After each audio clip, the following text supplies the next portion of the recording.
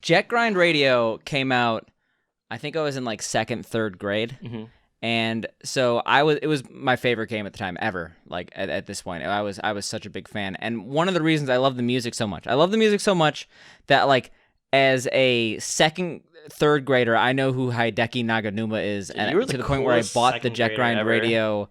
I bought the Jet Grind Radio soundtrack in like second grade. I like begged my parents to import a Japanese CD so I could have the Jet Grind Radio soundtrack because I loved Grace and Glory, the final song from Jet Grind Radio, Final Boss. And I would listen to the CD a lot. Mm-hmm. So this coincided with my elementary school having like a Japanese exchange program where like each student was paired with a Japanese student that came from Japan. Uh-huh. And I had a partner. I forget her name. I would ask her, like, I remember the first thing I literally said to her was, do you know Hideki Naganuma? And she said no. We need to talk, Dana. What I do? We need to talk because every single time we start the podcast, we gotta talk about games. You make like but every single time you start this podcast, you do like a scream, and like the amount of people who probably listen to that scream and then just immediately close out, it's like probably that's why people. I didn't this time because I want to do something different. You know, I'm a changed person. You know. I'd like to think this is me intervening on you, telling you you can't do this. We're done.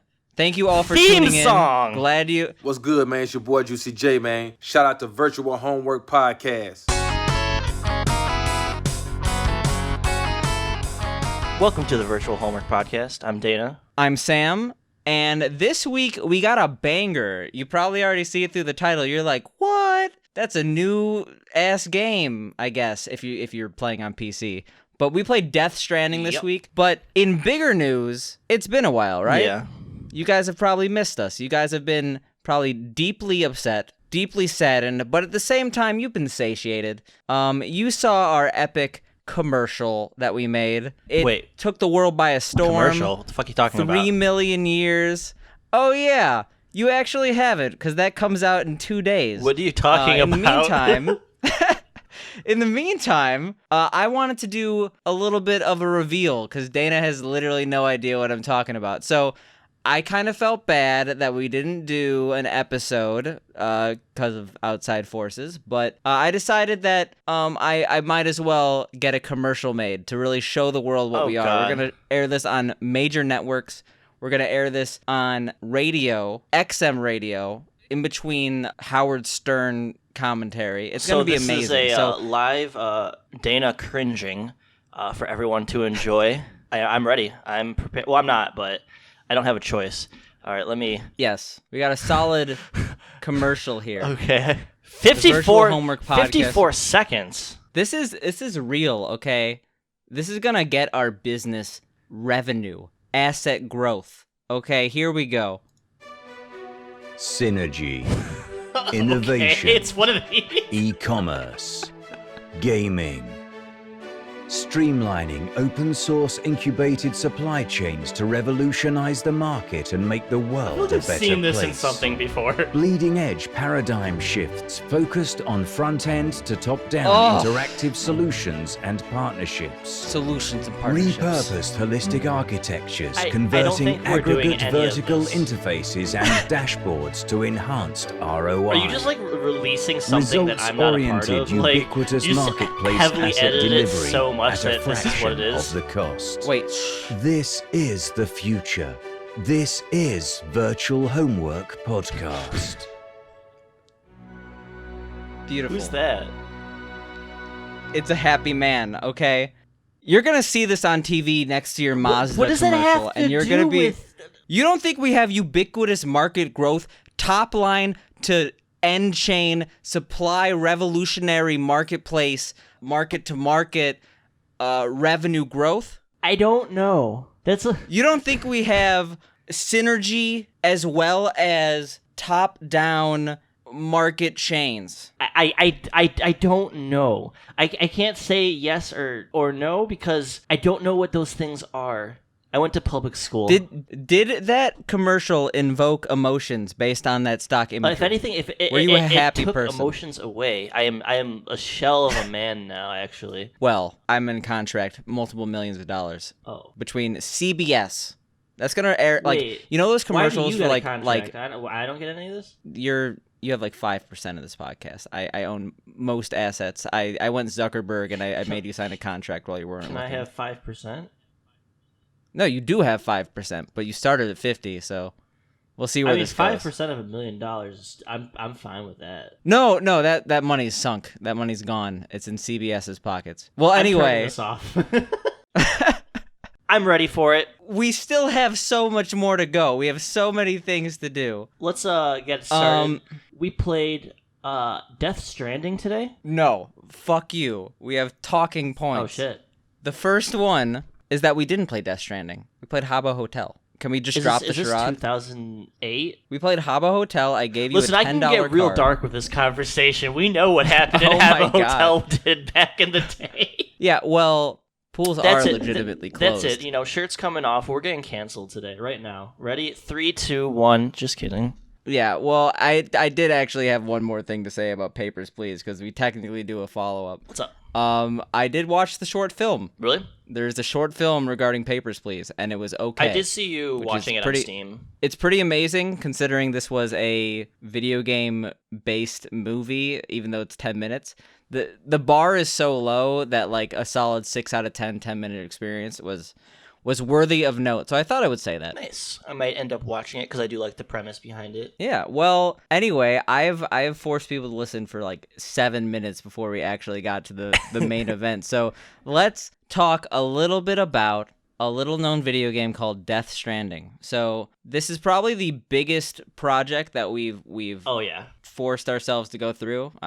We've set the homework bar a little high here. I actually wrote notes for once because I had to like put all my thoughts down because I actually beat the game about 45 hours. I'm not sure how far Sam got into it, but I spent a lot of time over the past 2 weeks playing this game almost every day. So yeah, I'm kind of glad that we had a little bit of a break because it allowed me to play this game more than I normally would have. I'm a busy guy. I'm an important guy. No, I just have a lot of projects that put yourself up on a pedestal like that shit. I give myself a little bit of too many projects, and this is one of them. So I don't normally have what I would probably say like 9 or 10 hours to play a game. Well, I would like to see feedback after this episode. Like if people like when we do a big game like this, if we spend the extra week doing it, and maybe do like a smaller side project in between to see if that's something people are interested in. I think that might be a course to go through because I think the 2 weeks allowed us to get so much more out of this game and than we normally would. Yeah, and in fact, like our normal 2 hour minimum playing this game, 2 hours would literally get us past like the opening cutscene and then like a tiny bit more. Yeah. This game is a Hideo Kojima game. It is similar to... It has some notorious tropes in Kojima games, specifically the massive cutscenes. Yes. It plays very similar to a movie in a lot of times. Oh, yeah. In fact, a lot of the gameplay I feel like is motivated. You want to get to the next cutscene. That's like what you care about more than like even just playing the game in some parts. Yes and no. But yes, yeah, I would agree. Yes. So and no, but the basis of the game is I titled it is an open world post-apocalyptic Amazon delivery man simulator, and it's really good at simulating deliveries. Okay, just at a glance, you would think like, oh, you're just delivering packages. That's essentially what you're doing, but it is.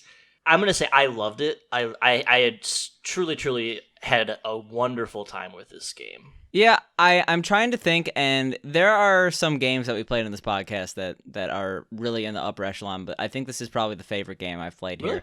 I've only played it for about 10 hours, but I don't see a world where I don't finish this game.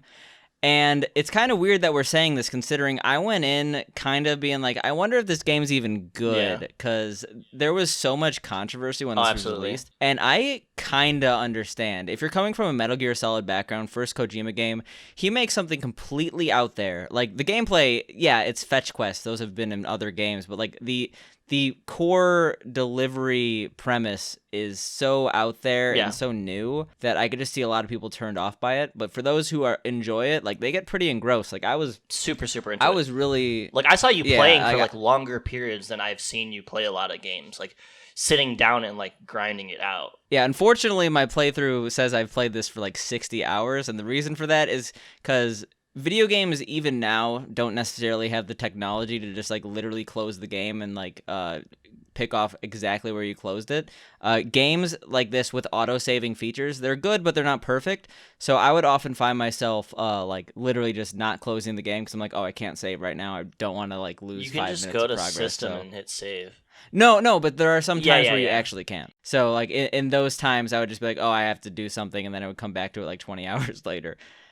I wish playtime in games actually accounted for that. Like, if you're in a pause menu, that's totally not playtime. If you haven't actually hit a button in 3 hours, like, they should have the technology. I think Steam just runs like that because there are other games in Steam that are, like, play for 10,000 hours. So people just, like, let's, like, just leave it on. Or, like, unlocking Mewtwo in Super Smash Bros. Melee, you have to be on for, like, an X amount of hours.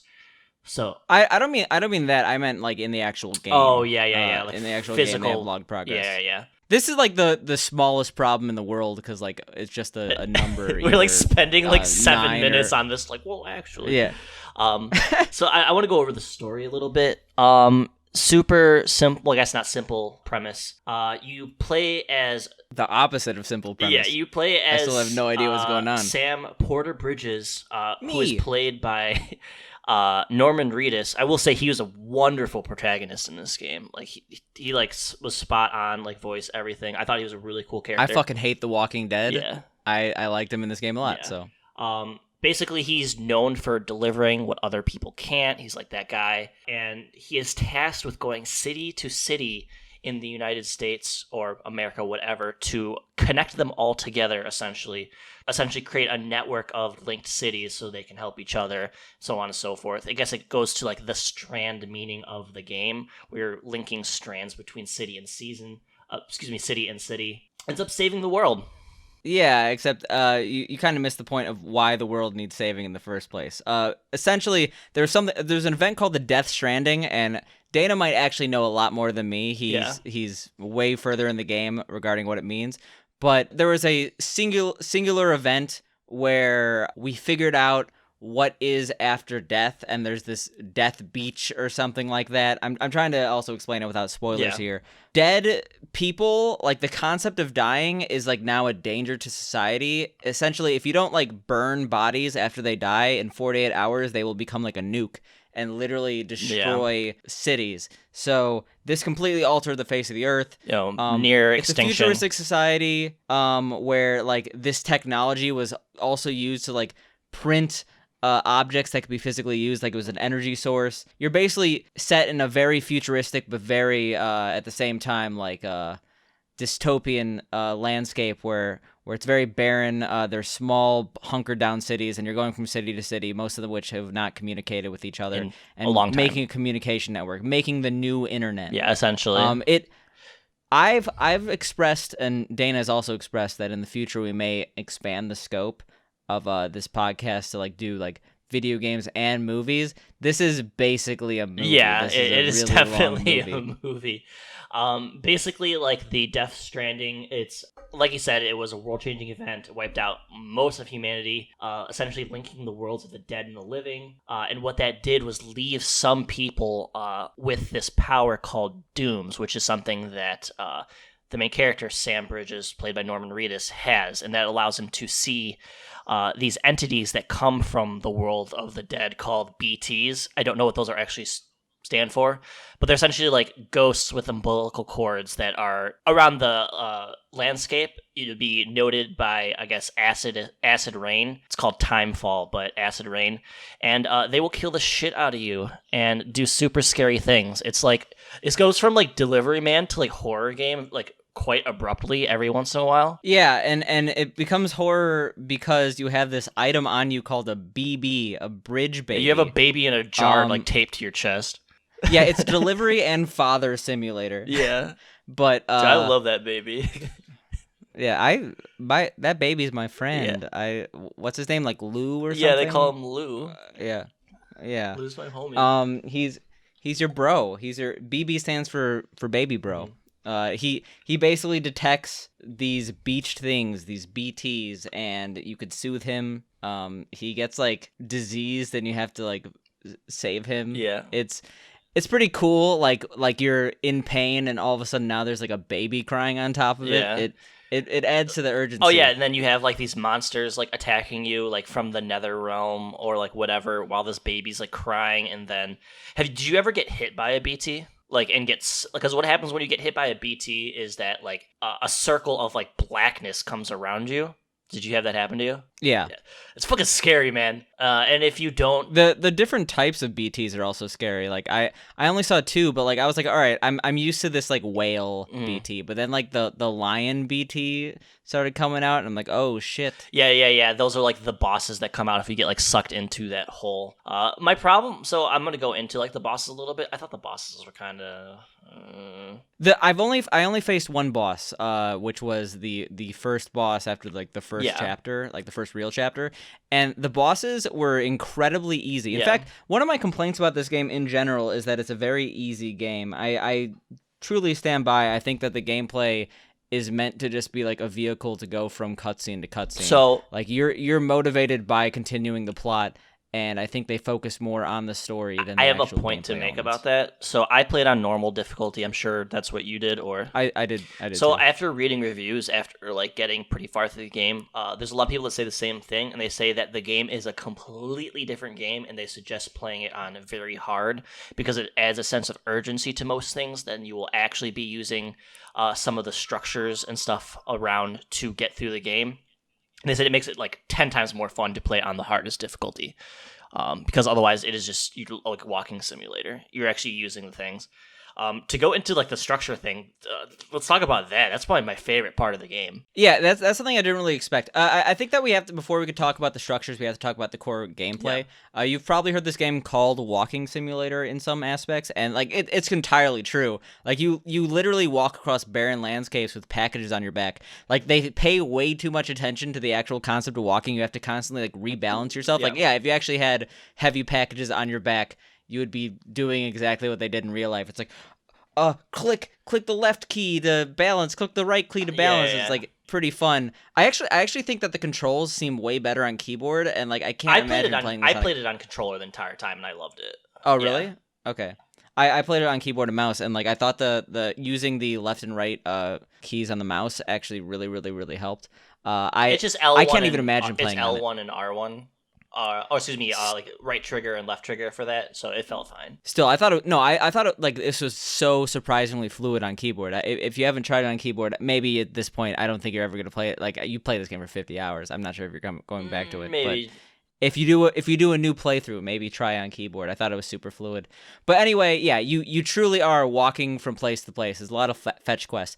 The thing is, getting into the structure. The game kind of builds into itself that like it is kind of like Amazon. You start walking from place to place delivery, but then you get the ability to create structures, create tools that help you facilitate deliveries faster. Yeah, vehicles especially. I thought driving these vehicles after you don't really unlock vehicles like building vehicles until you've played this game for like 5-6 hours. Yeah. So like the actual time you first ride a vehicle, it's so simple, but it's like so satisfying and badass because you also built your like road and stuff like that too. Eventually you have like automated delivery jobs. You're really running like a delivery company here. I think that all the people who dislike the concept just didn't play the game enough until it builds on itself. Oh yeah, because and like you're constantly making these structures, constantly making your jobs easier and becoming more efficient builders. I feel the same way exactly. Like this game started out as a hard like 4 out of 10 for me. Like not gonna lie, until you get into that structuring aspect, and that just builds on the strand aspect of the game and linking yourself between other players and characters in the game. Because what happens essentially is, to build on the structure theme, is you build structures and other players actually see them in the world, and things that they build you see in the world. So for example, a structure you might see in the world is you're driving your car or motorcycle, whatever, and you're like, oh man, I'm running out of battery. Like, I'm going to be able to stop soon. Oh wait, another player built a battery charger in the middle of nowhere because they know this is a spot where people frequently get broken down, and now I can charge my car. And I'm like, holy shit, like, this guy, like, seriously helped me. And what you can do is you can like their structure, and they get, like, points or whatever for doing such a thing. It feels so damn rewarding to, like, do that, or, like, build your own structure, and then you find out other people like it because it helped them out. Like, it's so much fun. Yeah, this is the first game to basically, like, really have its own integrated social media experience within the game. That, like, it's not like literally social media. It's not like, oh, like, hi, I'm Sam. It's like players trying to make each other's playing experience better. It's a single player game, but it has, like, a community aspect. You don't know these people making structures, but you're just like, yeah, you're the best. Thank you for making this. So I looked into it. Kojima actually calls this the first Strand game, similar to, I think that's the most, what's the word I'm looking for? Like, it's so pretentious. A lot of this game is super pretentious. Oh yeah, absolutely, absolutely. But I mean, like, that makes sense though, because, like, how many other games, like, link you to other players like this, where they are genuinely making your gaming experience better? So he specifically says this is the first Strand game. Kind of like how Metal Gear Solid was the first stealth game. When it came out, it was called an action game because stealth was not a genre that came out yet. So, like, now, retroactively, like, of course Metal Gear Solid's a stealth game.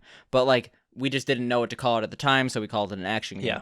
I totally think that this is, like, a first of its kind, and that, like, yeah, the social aspect, it's really human. Like, you're building these structures, and, like, you're thinking, someone's going to use this, it's going to be awesome.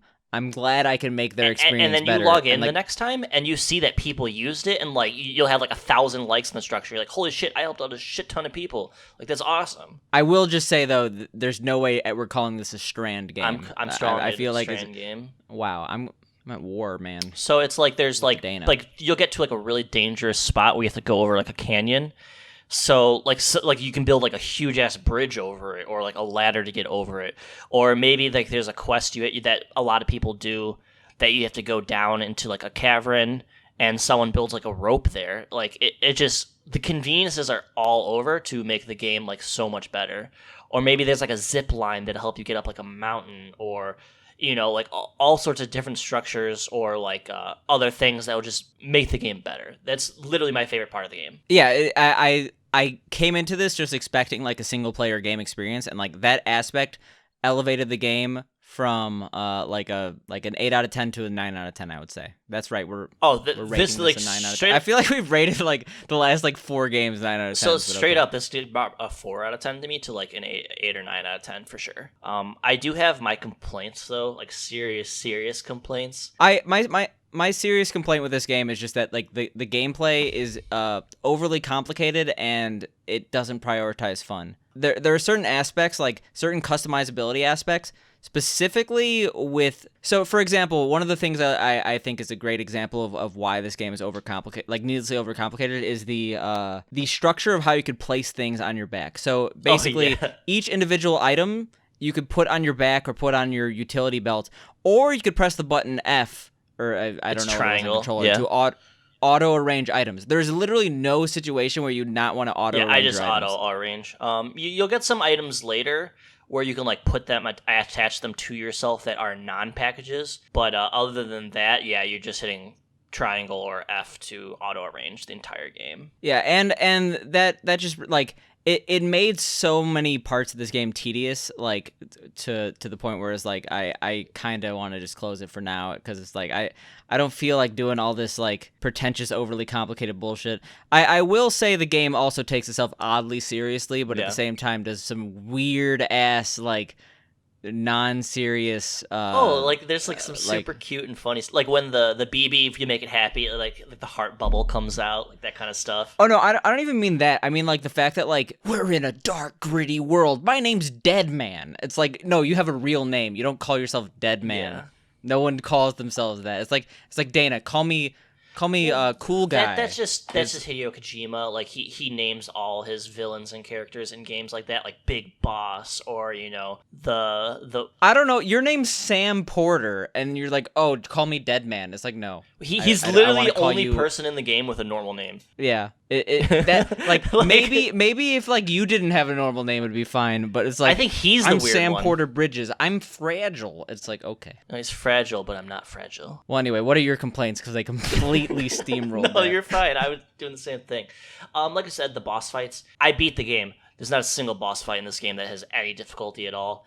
They barely even. I literally beat the game. No, I no. What I mean is, you got to do it on very hard, man. Oh yeah, like I said, people were saying played on a very hard. It's a much better experience, but on normal, which there should be a little bit of difficulty, there was next to none. On that vein, I think that the general combat against enemies was super boring, for lack of a better term. The game is truly easy on normal. Yeah. Like it hypothetically, you see a bunch of mules, which are like other humans like that you or whatever. Yeah, and you essentially you have either a bola gun or. I was like, is this seriously an Ebola gun? Like, you get to shoot Ebola? No, it just shoots. I'd like shooting that at them though, and then you just kick the shit out of them on the ground. Yeah, but the issue is you either have this stun gun basically, or you have this rope where you could bind people because obviously you can't kill them; it's gonna nuke the planet. But you do get guns. You're like 10 versus 1, and you just like kill them or not kill them, but you subdue them, and it's so easy. Like I almost was never in a situation where I felt like threatened by a massive group of enemies, and it's really also repetitive. Mm-hmm. Like, did you ever just go into a mule camp and you're just like going 1-3-8 v8 and you're like fine? Yeah. Like pretty much every time. Yeah. It is kind of fun to just like beat all their asses and get all like their materials and stuff like that. But yeah, it is a little bit monotonous in that sense. Another problem I had is later in the game. I'm spoiler. There's like a mountain area. It is so unfun to traverse. Like just straight up like pain in the fucking ass to traverse like this snowy ass mountain. That's what made going uphill in general is just not fun. Yeah. Like they said, the game went from a 4 out of 10 to like a 9 out of 10. That straight up brought it down to like a 7 out of 10 for me. Oh no. Want to know what I really loved about this game? What's that? Monster Energy. Straight up product placement. It takes you so out of the game. It's like post-apocalyptic Monster Let's Energy. have a monster. Like that's literally it's like a main mechanic of the game. Like to drink Monster Energy. Yeah. Like you go to your healing items and you drink Monster. And it restores your stamina, like literally. It's like your canteen is filled with Monster, and like you go in like your little shelter area, and it's like pristine cans of Monster in this post-apocalyptic environment. It's like okay, the Monster facility was fine. I guess there's no human beings that are working there. It's just cranking out Monster until society collapses. I mean, made me want a Monster, man. Like so the thing is like. As brazen the product placement, it was so stupid. I kind of thought it was funny. It was like there's a lot of funny things in the game. Like there's a shit ton of Easter eggs. Like you go into like your safe house or whatever. If you stare at his crotch too long, he'll like punch you in the face. I didn't do that one. I definitely think it was a little like weird how like close to his genitals you could get, like showering, pooping, and like if you pooping like was a main mechanic of the game. If you zoom in at like certain points, he'll like react to that, or like you drink they're like the monster cans get replaced with beer later, and he gets fucking drunk and like starts like hallucinating and like kicking shit over. Like there's a shit ton of Easter eggs if you do like certain like normal actions after doing other actions. I guess to go back onto complaints, one I just remembered is some of the side stories just felt so fucking like phoned in. I'm not sure how far you got, but there's like, like lost lovers and like things like that. I was just so uninterested in it. And it's like you have to do it to progress the main story, but it had nothing to do with it.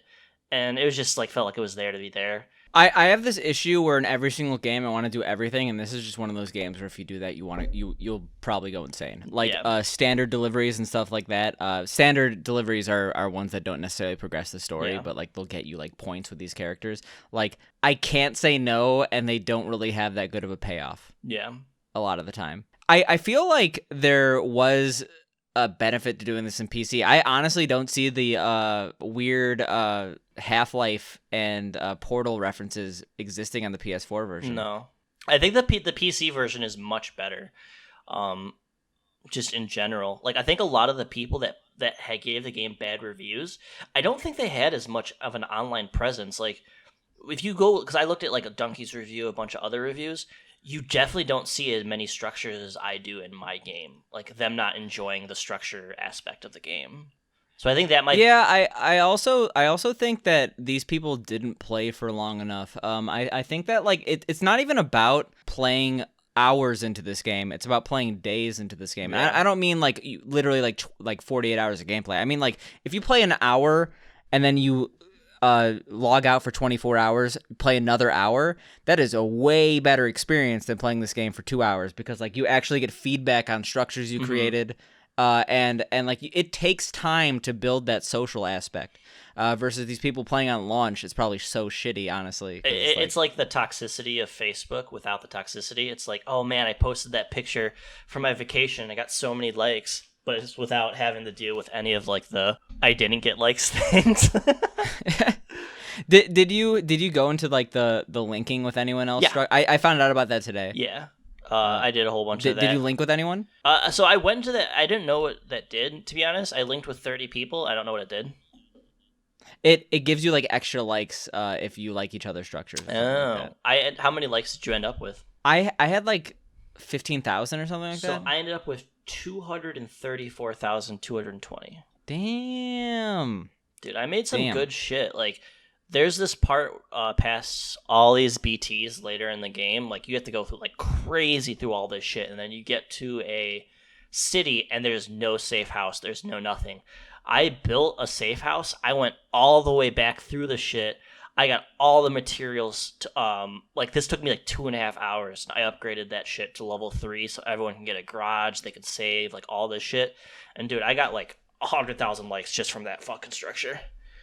Well, you made people's day, honestly. They probably were like so there are certain structures that make your life easier, but they need recharging and stuff like that. Like if you make hypothetically like a generator or a safe house like far out, like it's going to completely change what someone's gonna have to do. Like it could like something that could have taken like an extra hour, you made them like be able to do it in one trip. So like yeah, those structures make you so goddamn happy. It's ridiculous. That's why it's so rewarding, and you feel so good to, like, you're like on your last leg, and then you just see that shit there, and you're like, dude, this guy was thinking about like me, you know? It's the first Strand game, man. You're linking together with people. I don't know. It's just a wonderful the first Strand game. Social game. Okay, it is. It's a social experience. That sounds so much better than Strand. I'm honestly. I'm a Strand life now. Want to know what the true moral of the story is with Death Stranding, with playing this game? The graphics are really fucking good. Well, that's honestly a little bit of what I was gonna say. Video games are a good value, dude. Like I played this game. And I was like, I kept thinking this game's only $60. Like, this is fucking insane that we've gotten to this point. It is insane to me. And people like, I don't want to pay $60 for a game. It's like I literally got 45 hours of like supreme enjoyment out of this game, and it's gorgeous. Like everything is gorgeous. Like the visuals, the music, like the graphics are fucking mind blowing. My literal first thing I wrote down in my notes is they literally put acne on the dude's face. That's how good the graphics like, are. It all looks it's good. like, oh, they fucking made acne on this man. Like, and also for some reason in every single cutscene they make the angle of the butt, but yeah, it's that thing. You definitely see a lot of Norman Reedus ass, but you know, you're playing for quality, you know? Yeah, honestly, but like people are like, video games have to, like, this game is $60. I'm like, I'm a programmer, so maybe I just see it more than people. Like, this is insane amount of like effort, scope, and effort. Yeah, like holy shit. But yeah, holy shit. I would end it about an 8 out of 10 for me. Like a very good game. Probably one of the best I've played this year, if not decade. A lot of fun. You just can't go into it being used. Like if someone that plays Call of Duty all day, probably not gonna like it. But if you can appreciate it for what it is, and get through it. I will say it's probably one of the best endings of any game I've ever played. Oh shit! I mean, so like, yeah, I'm not gonna call this a perfect game. I'm not gonna call it my favorite game, but I've probably enjoyed this like on a scale more than any game I've played on this podcast. Really, even more than the non-horror game? So, I mean, like, I probably enjoyed equal to the non-horror games, but I have 30 more hours of it. So it's it's hard. But the thing is, like, it could totally go down if I get to a section that hypothetically has snow on a mountain, and I'm just like, this is the worst thing I've ever played. I'm gonna give you a tip. Zip lines are your fucking friend. There's fucking zip lines in this game? Jesus. Dude, it will save you so much time, because I didn't realize it until I was like all the way done with the mountain section. If you just make a zip line from here and build it later, you can skip through all the fucking bullshit and other people can use it. Yo, want to know what I used a lot? What? My pre-order bonus goggles or glasses. Yeah. We like pre-ordered this game. That's why we had like this weird schedule where like I kept talking about which game I was gonna like play one week. But yeah, basically like we wanted to play Death Stranding for last week's podcast, and like we pre-ordered it. You got like some random gold items. Like it was so inconsequential. Like I thought it would have more impact on the game, but it's whatever. There's a lot of customization though. It's like you start unlocking colors for everything, like your vehicles, like your backpack, all your equipment, like your guns. Like if you deliver more equipment for different people, instead of just unlocking new guns or new weapons or new whatever, you start unlocking colors for everything. So you can seriously customize like everything. Like I had a fucking pink and green car. So I'm fucking, blasting through the countryside. Okay. And one other thing, you get to listen to a lot of hipster music. Yeah, there's a lot of hipster music. It's not bad. It's pretty atmospheric. Yeah. How many times did you pee yourself this game? Not at all. What? You can pee yourself in this game? Sorry, how many times did you pee? Oh, I was like, what? like you just no, pee my pants. Not. I'm so scared to pee my pants. I'm not talking in the game. I'm You're talking like in just real like life? I'm playing this just like in real life, peeing myself. At least no 30 for the times. okay. I probably should explain this. Like there's literally an option. It's probably the best game of all time because you can pee anywhere. Actually, you can't. It took me so long to find a place where I could pee, and I had to pee. But like one of the options, like you could either choose your gun or like or pee, a tool or pee. So what are the point of peeing? I think it like relieved some weight. Like it gave you better motion. Did you pee ever? Yes, I did. Okay, I got the achievement. Thank for it. God. Thank you very much. Yeah. That's you gotta pee. It was a struggle. I wanted to pee and I couldn't pee. Well, I'm glad you got where you needed to go. I had to go and I went. Okay. But yeah, that's beautiful. Death Stranding. This is a solid. You should play out of 10. Yeah, I dislike that we're given solid numbers out of 10. We're just like two dudes who well, you in this case you actually can rate the game because you played the game, but like normally we're just like we played this game for a little bit. We kind of have a formative opinion, but it's not like there yet. I think you've played it enough though. Like where you're at, you can get a solid. Like you're in literally the best part of the game. Like where you are, you have another like solid 10 hours at least of just like fun as fuck shit. Like I'm envious of where you are because literally I played it for like 8 hours where you're at. So yeah, I look forward to still playing this game. I'm probably gonna still be playing this game for like we're gonna be like a month down the road. It's like still playing Death Stranding. That's awesome though, because that's a mark of a good game. It's a mark of I spent $60 and I got my value there. Yeah, and then some. So. And then the podcast got value because we're already at longer than a normal podcast goes. We're going double wide this time. We're going thick. So Speaking of thick, I guess I'll segment into something I want to talk about. I'm not sure if you've been looking at Twitter at all, but have you seen anything that Hideki Naganuma, however you say his name, has retweeted recently? All the women saying hi to him? No. So there's a Peter Griffin? There's a new game coming out. There's a. Oh yeah. Okay. No, I do actually know about this. The Jet Set Radio clone. Yes, it's called that he's a part of. Bomb Rush Cyberpunk. It's a spiritual successor to Jet Set Radio Future. It looks exactly the same, and he does the music for it. It's by a Team Raptor, I think, and I'm really, really excited for it. So I'm not sure if I ever told you the story, but I have a very specific story about Hideki Naganuma. I don't know if I'm pronouncing his name right. Yeah, I think I said it wrong too. So. Yeah, neither of us are Japanese. I'm sorry. Not yet. In advance for not being Japanese, but basically, Jet Grind Radio is one of my favorite games as a kid. Mm-hmm. So I have a Dreamcast, as you are all painfully aware at this point. Yeah, I'm a Dreamcast fanboy. Dreamcast boy. Jet Grind Radio came out, I think I was in like 2nd, 3rd grade. Mm-hmm. And so it was my favorite game at the time ever. Like at this point, I was such a big fan. And one of the reasons I love the music so much, that like as a 2nd, 3rd grader, I know who Hideki Naganuma is, and to the point where I bought the Jet Grind Radio. I bought the Jet Grind Radio soundtrack in like 2nd grade. I like begged my parents to import a Japanese CD so I could have the Jet Grind Radio soundtrack because I loved Grace and Glory, the final song from Jet Grind Radio, Final Boss. And I would listen to the CD a lot. Mm-hmm. So this coincided with my elementary school having like a Japanese exchange program where like each student was paired with a Japanese student that came from Japan. Uh-huh. And I had a partner. I forget her name. I would ask her, like, I remember the first thing I literally said to her was, "Do you know Hideki Naganuma?" And she said no. That's like getting like an American student and be like, "Do you know Obama?" Like, it's like not, "Do you know Obama?" It's like, "Do you know like some D-list actor that like only Americans would know?" It's like, and I was like dumbfounded. I'm like, "Wait, she doesn't know Hideki Naganuma? She's Japanese." And like that was like my first experience with like Japanese culture, like face to face.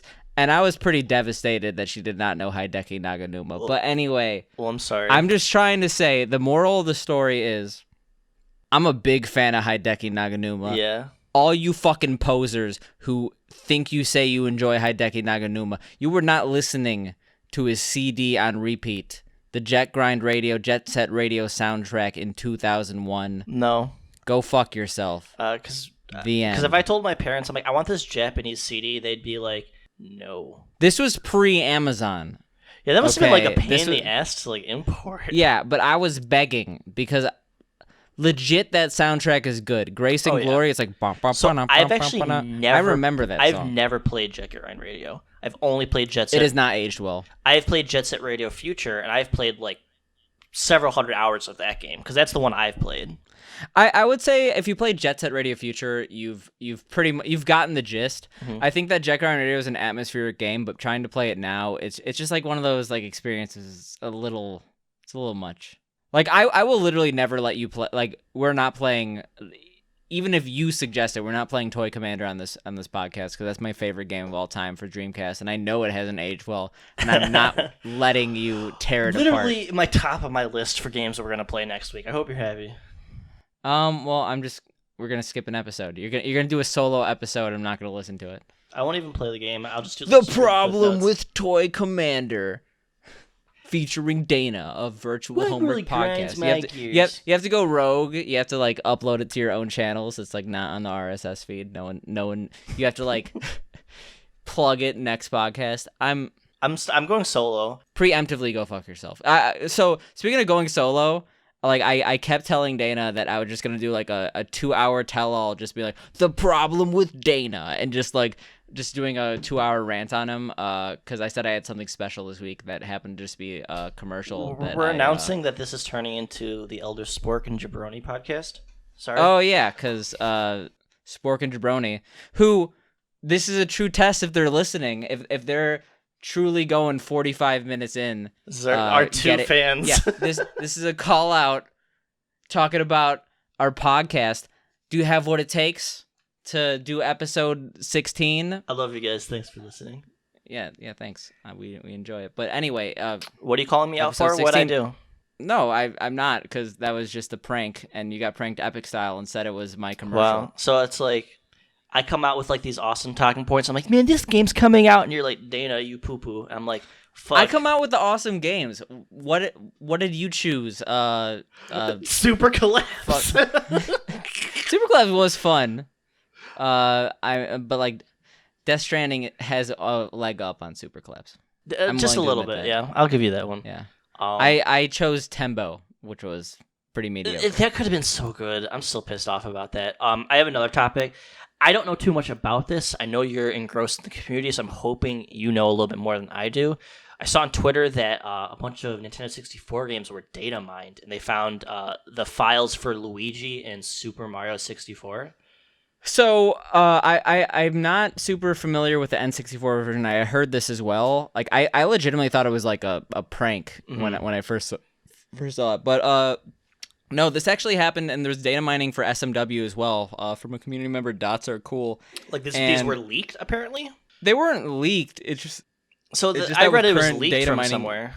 I don't think they were leaked. I think they just have better data mining techniques.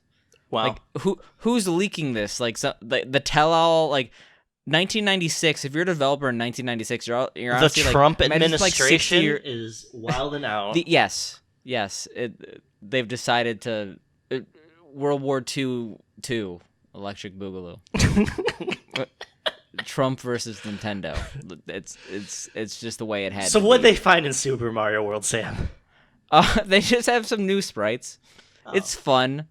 They have like the old Yoshi sprite, which was already uncovered, but they have more like models of it like in different positions, and it's creepy as fuck. Well, that's what I found. They did for Nintendo 64 games. They found the original versions of Super Mario 64 and Ocarina of Time with like pre-production like areas and sprites and shit like that, which look really fucking cool. And if you're like a nerd for this kind of stuff, I think it's like a really cool thing that they found. I'm more interested to see what people do with said sprites and maps, if they can put them in a like original form or something like that to like make something playable. I think that'd be really cool to see what's coming out. I feel like it's not gonna have that much of an impact just because we've already seen so many hacks of SM64 use Luigi sprites. So but this is an official one. Is it an official one? But like they he's they literally made Build a Wall 64 with like Trump shit. Like they could literally do whatever they want. Dude, Super Mario is like the most intense speed game. Like Super Mario 64, I think might be like the most impressive speed game to me. Yeah, I consider Super Mario 64 the best game of all time. I feel like that's a non-controversial opinion, but like I feel like part of that is the reason like the movement is so fluid, it's lended itself to like the best speed run of all time. Oh yeah, I can't think of a game that surpassed it. Like like I've seen people grind. I'm a massive hypocrite just because I'm not sure if you've seen the photos circulating around. I went to PACE 2019 and literally during the grand finals of the Super Mario 64 120 star race, Cheese versus Punkay, I was in the front row. Like, there's pictures of me sleeping. Were you really sleeping? Yeah, no, there's like multiple pictures of me sleeping in the front row during the final race for like the grand finals of SM64. Why were you sleeping? Were you drunk or? So it was at a racetrack, and the racetrack had beer on premises. So like, oh no, I was just I wasn't like drunk, but I day drank like the entire event. So like, when you've been like, you just get tired when it's a dark room. Show me That's these how it pictures. Is. Yeah, they exist. Like they're public. It's That's fine. funny. But no, like to go back to, I think Super Mario 64, like I said, the movement.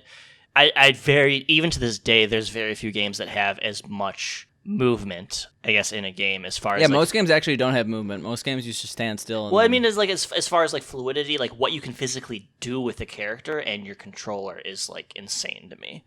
I haven't figured out that most games have controls. I like, mean, fuck you, Sam. I turn them you're on. You're a piece and of then shit. like, there's no movement. You're gonna get canceled. There's no right movement. now. There's no fluidity. There's no fluidity in your face. That's true. I'm not perspirating. Why not? Because I'm not afraid of getting canceled by Dana. Oh, no sweat here.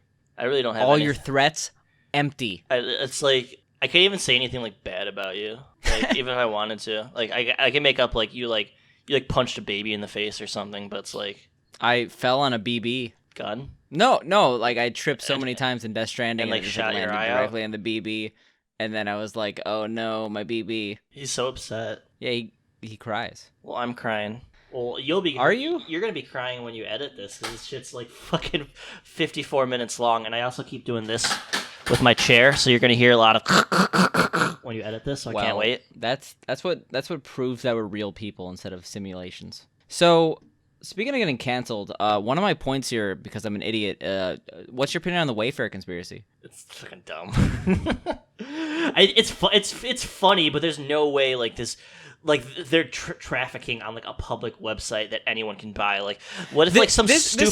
This is the thing. Even if it was like somehow in some world real, like the amount of people who refresher for those who aren't like massive conspiracy nuts, because here's a Wayfair, you know, that company where you buy furniture from. So basically there's some very high price items that like if you type in the code, like you know how like every single item on like every single site has like a coordinated code, it's like 4ECB. If you type in those codes on like Google, it like goes to like a missing person's like name, like a missing person's profile list, and it's like specifically the name of the like the person name who's of missing. the product. Like these products are named like the Rose Bench, the Julie Bench, but and it's like $10,000. It's more like unique names, and they're all like filing cabinets, like something that you can. They're saying like, oh, there's if you buy it, there's like a person in it, and it's like, what if like some stupid ass fucking like rich suburban mom is like, oh, this is cute, and just buys it.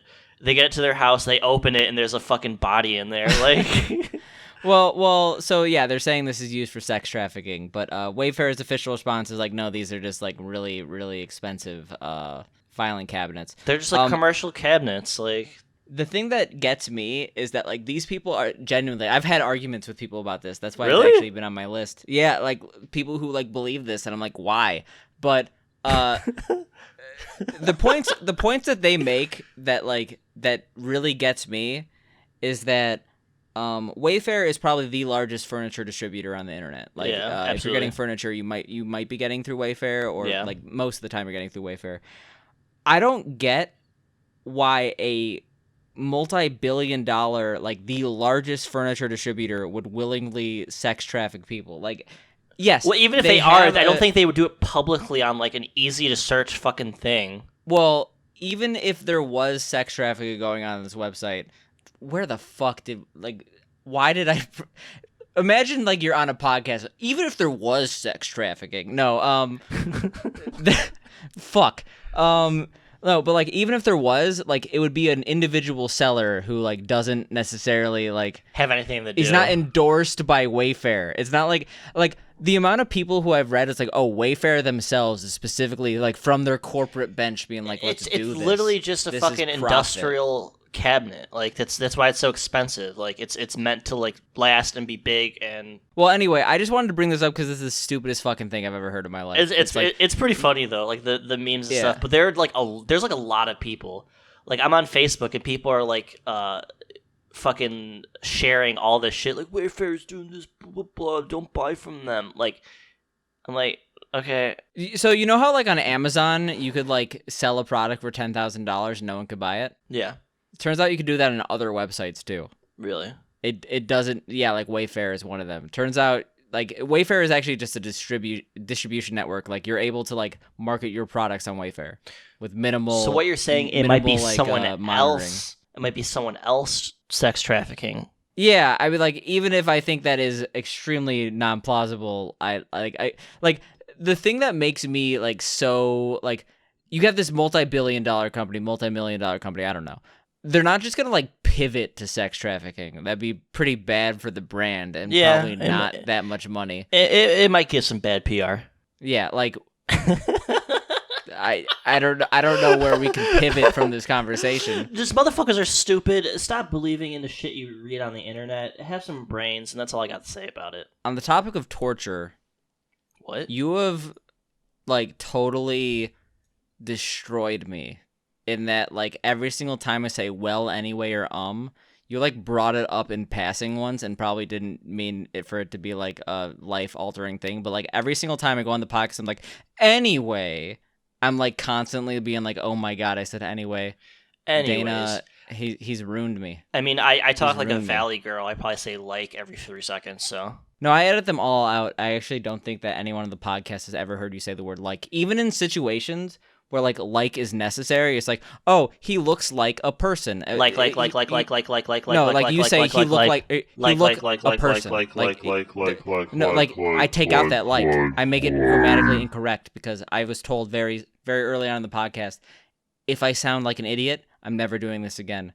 So I took that as any like or even if necessary. We want to raise that sophistication. We should start level. paying celebrities to just read back everything we say, so it sounds like better. That's what I wanted to talk about. Speaking of paying celebrities, no, I mean we started from the up. We started with Juicy J, who wasn't paid. He totally wanted to do this. Don't listen. Ignore huge the last fan. minute. We go He's way just back. a huge fan. He's a huge fan. No other incentives to shout out the Virtual Homework Podcast. He just was like, "Hey guys, can I do this?" Anyway. So I've kind of been obsessed with the website Fiverr. What have you been doing on Fiverr? So I may have spent $10 to get a commercial made for a podcast I'm associated with. So is that how much you paid for that commercial? Yeah, it was actually like that was a professional voiceover. It was not for $10. I would pay $10 for that. Yeah, no, it was actually like the voiceover community on Fiverr is surprisingly cheap. Like he also provided the royalty-free music for it, and he synced himself with the music. I will say I did another one for my friend. You might know him mutually, Nino. Yeah. There was this video making the rounds on Livestream Fail of a doctor telling I think it was QXC like that he had like sweaty armpits or something like that. Yeah, XQC, that he had like sweaty armpits or something. I hired that guy and a doctor to be like, stop shitting yourself to my friend Nino. And it was pretty hilarious. But like, no, like I've kind of unlocked this era of recklessly spending my money on making other people saying embarrassing stuff, and I can't stop, and I'm embarrassed by it, and these people are definitely embarrassed by it, but I can't. Dude, I guarantee you they physically stop. They have people say way worse shit. You remember that guy? Oh god, I think he was like from South Africa or something like that, and he would always say like where it was like the guy who was like Snipers video. Like, hello, like, simple text. Yeah. Base Tyrone, that was his name. Yeah, Base Tyrone. He would just say like poo poo pee pee caca like all day long. And before that, it was the person who dug something out of the ground, like the message. Do you remember that? Yeah. Wait, what? No, do you remember like the guy who was like in the forest and he like dug out a box, and inside the box it had like a message? Like this was like way back in the day with before like the paid reply. Who's guys. that girl who got banned? Who's that girl that got banned on Twitch? Like way back in the day. Emily. Emily has. She's like Emily only has cancer once. No. She was kind of like mean. Dude, talk about peeing your pants. I gotta pee so bad. Brittany Venti. Oh. Yeah, Brittany Venti. I remember famously reacted to a video of a guy like pulling out a message of her saying to like die like, from the ground. Like that's what like literally like that single guy like popularized like streamers using Fiverr to meme. Yeah. But now I'm sucked in. I can't stop. Won't stop. I have spent at least $30, and it's probably gonna be more. But it's like you're getting decent content for $30. Like yeah, I'll show you offline the video that I got, and it's interesting. I'll say that much. So do you have any more topics? One. Why aren't we reading books? Why aren't we sophisticated? Because TV is twice as fast for information. So for those who are somehow still listening over an hour in at this point, like, holy fuck, Jesus Christ, this is a long-ass episode. 2 weeks. This is a board meeting. I personally think that in the future, we are hoping to get each virtual homework podcast to be a video game, a movie, and then once a month a book. Dude, that's... Do you have any idea how much MMO I have to play every day? Like, after this... Dana is a loser who plays World of Warcraft all day. I play Maple Story. My goal... Yeah, even worse, dude. Like, I do like 3 hours of dailies after this. I hope you're happy. Imagine, like, being fully committed to 2 MMOs. One MMO you cannot already fully commit to without, like, sacrificing sleep. This is like someone working 2 12-hour jobs every single day. Like you know that like Homer Simpson meme where like he goes home and like sleeps for like 3 seconds and then wakes up. Yeah, that's Dana with his MMOs. And then he somehow makes time for the podcast. Like you want to know how much time I have played in World of Warcraft? I want to know your MapleStory time, even though it's like completely unreliable because you go Well, like 34 hours every day. World of Warcraft is like 10 times that. I have 1,473 days played. Are you okay? Like 24 times that, and that's how many days I've spent like on my one character. That's 3 years, man. Yes, of like 24/7. I mean, I've been playing since like 2000. Does that include AFK time? Yeah, of course. But it's like, how much of that would you say is AFK? Like 1/10 maybe. Jesus. I mean, because that's a completely relevant question with MapleStory, where like you literally idle for half the time. Yeah. But like I've literally played since 2007, maybe like 5 hours a day every day at least. You ever think about just yeeting your computer out the window and then just saying, I'm going to become a productive member of society? All the fucking time. Like, that's why I'm, like, riding bikes. Like, I might even go on a bike ride after this podcast. Don't drink and drive. Hashtag real. Did you see I recorded I streamed... Friends saving friends' lives. I streamed my bike ride for, like, 3 minutes the other day. Yeah, for those who don't know, Dana's actually a streamer, and he's really only on this podcast because I told him it would make him a famous Twitch streamer. Yeah, talking millions of followers. And so far, I've done a terrible job of promoting him as a streamer. So, watch him stream his bike. Watch as his phone drops to the ground while he's streaming. I bought a mount on my bike. Like, I bought like lights. I bought like all this shit. Like, I have a whole like mount for my external battery. Watch as he hits a curb, goes 6 feet in the air, lands neck first on the pavement. You could be there while history's made. I mean, the first bicycle streamer to die on stream. I mean, all you're gonna hear is from my bike turning and stuff. So, I mean, that's dude. You're gonna. I think I sold it pretty well because I keep hitting things. I'm sorry. Oh no, I'm not even hearing it, man. Well, no, you're gonna hear him when you edit, like this. Like you're gonna hear this. This is Sam from the future, and I can confirm that Dana is a little bitch who keeps hitting his mic. Well, I feel at this point we've gone on long enough where I could pretty much just continue for like the end of time. Like, we don't have to have things to say at this point. We could just I still have keep topics going and going and going and going and going. We're talking 3 hours, 4 hours before we notice that we haven't said shit. Like I'm just saying words. I actually have like more topics. Well, let's go through them quick. Rapid fire. What's the first topic? So they announced they're bringing back G4 TV in some sense. I'm actually. It's gonna fail. Next, no. Let's actually talk about this because it's such an asinine decision. I think it's like cool. I love G4. I think it's cool. I love G4. I grew up on G4. Yeah. I have nostalgia for G4.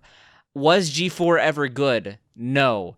Will G4 be good in the future? No. I think the thing about G4 of the show was good. X-Play I thought always sucked. Yeah. Just but the thing is, I gave it a chance because there wasn't video game media like back in like 2005. No, there literally wasn't. There was, but there like wasn't anything that like actually had high production. Now value. There's just like, so much, and no one has any nostalgia for it. Like it's who's the demographic? Us. Correction. No, people who do have nostalgia for it don't have TV subscriptions. It's coming to network television. No, they said it's coming to the web. Oh, okay. No, I think it's network and the web then, because I remember reading network television. But still, I don't think any really like you look at shows like the only shows that actually are able to compete with the web presence of YouTube is like Today shows and stuff like that, and like The Walking Dead and like old people shit. HGTV. Yeah. I really don't think X-Play is going to be able to make a market share back in in 2020. The thing that I really enjoyed watching on G4, well, Code Monkeys, but that's not coming back. Unbeatable Banzuke and Ninja Warrior were the shows I really liked. Absolutely. And the problem is Ninja Warrior is already a huge thing in the US, and it's something I actually genuinely hate. I hate the US version. It's so bad. And there's a simple reason for it. It's racist as fuck. Well, I haven't watched enough to find the racism. Jesus Christ! But there's two scenarios here. You have the Japanese Ninja Warrior. Here's an example contestant. Hey guys, I'm a mailman. This seems cool. Let me just do this course. Oh hey, I happen to do it. That's pretty dope. Here's the U.S. contestant. Hi, my name's Brittany. I've been training in Ninja Warrior gyms for the last 3 years. This is my first Ninja Warrior experience. My mom has cancer, and I'm hoping that by completing this, I could get the prize and hopefully have my mom get experimental treatment and cure her cancer. It's always fails like some in like story. 3 minutes or three obstacles. She's like my mom's going to die. Like zooms in on her face. Yeah. It's a 2-aspect double whammy of bad. The first aspect is you have these overly dramatic backstories of contestants. I don't give a shit. I just want to see them do cool shit in the obstacle course. And then the second thing is part of that dramatic like background is that they actually care about Ninja Warrior.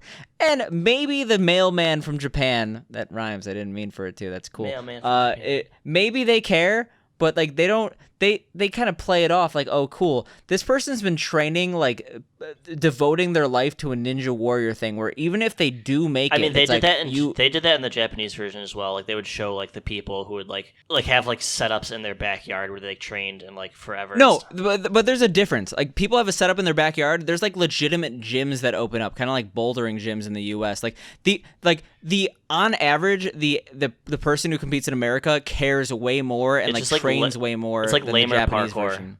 Yeah. Sure. The people who got to like the fourth stage where they have to like climb that rope and like wall, like the final stage, those are like the super fit, super buff, like trained my entire life for this. But like I like seeing the everyday, every Joe kind of person in the U.S. Would you try it? Not in the Japan. I totally would. Like I think I would actually probably pass round 1 if given the opportunity, just to see how far you can get. No, I totally would. I totally think I can do Ninja Warrior. I'm not even joking. I would cry. I could see you like eating shit at like the first option. Like just you like know the one where like you have to like straddle like there like you have to go one leg on each. Yeah, and just like splitting my legs, like breaking my legs and like falling face first into the fucking water. Yeah, I see you unintentionally doing splits and like breaking your groin and then like going headfirst into a metal pole, breaking your nose, and then falling in the water. I would pay money I vividly to see that. this. Thank you. Yeah. I'm glad you think of that of me. The one thing I will also say is that MXC is so good and Wipeout is so bad, and like how Absolutely. did they do that? The formula works and they just ruined it so bad. American TV. That's what I mean. They're just trying anything at this point. American TV is fucking shit. Like who is watching TV? Like overweight. I have HBO Max now, and I've been watching the new HBO Chernobyl special. Is like one of the best. But you watch things I've that seen on your computer though, right? Well, I watch it on a TV, but like using an app. Yeah, exactly. You're not watching like traditional. You're not going to channel 47 to watch TNT. Like no. I just imagine really obese people in Wyoming are the only people who are watching TV, and like old people. That's a large part of the U.S. population. Yeah. Want to know what's a large thing? Obese people in Wyoming? Well, yes, but the amount of things you have left on your list. Let's do it. Moving on. No, that's it. I was lying. Oh, really? Okay.